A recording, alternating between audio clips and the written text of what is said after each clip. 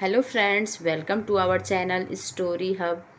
आज की हमारी स्टोरी है अगर आपको बात बात पे गुस्सा आता है।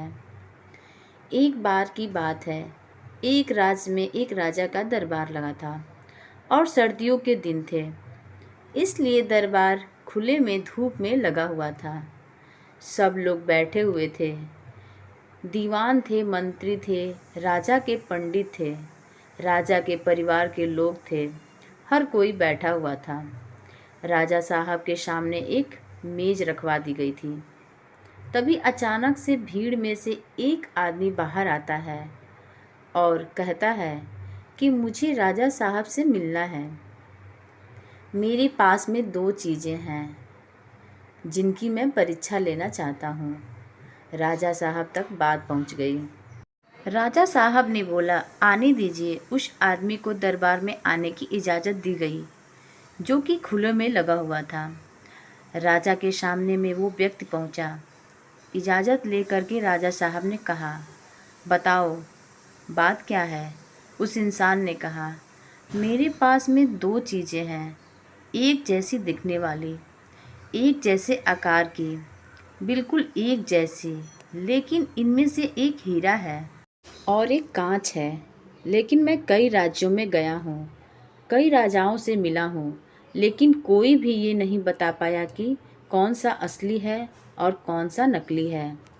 आपकी भी परीक्षा लेना चाहता हूँ और मैं जानना चाहता हूँ कि आपके दरबार में कोई बुद्धिमान है जो ये बता सके, और अगर आपके राज्य में किसी ने बता दिया तो हीरा आपके राज्य के खजानों में जमा करवा दूँगा, और अगर नहीं बताया तो इस हीरे का जो कीमत है वो आपको मुझे देनी होगी।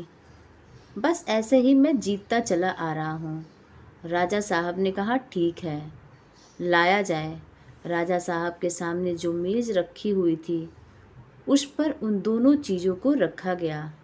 एक हीरा था और एक नकली हीरा था। राजा साहब ने कहा, आपने दीवानों से, मंत्रियों से, सब लोगों से कहा एक एक करके आइए और बताइए। कुछ लोगों ने हिम्मत की और कुछ लोगों ने सोचा कि अगर राजा साहब हार गए तो उल्टा दोष हम पर आ जाएगा, तो लोग आगे नहीं आए। राजा साहब को भी समझ में नहीं आ रहा था कि यहाँ तो हार उनकी होती जा रही है। तभी भीड़ में से एक अंधे बाबा बाहर निकल करके आए और उन्होंने कहा कि मुझे राजा साहब से मिलने दिया जाए, मैं एक बार कोशिश करना चाहता हूँ। राजा साहब तक बात पहुँच गई कि एक अंधे बाबा वो आना चाहते हैं, वो भी एक बार कोशिश करना चाहते हैं। राजा साहब ने कहा, ठीक है, जब कोई मान नहीं रहा, कुछ हो नहीं रहा, तो इनको भी एक बार मौका दिया जाए।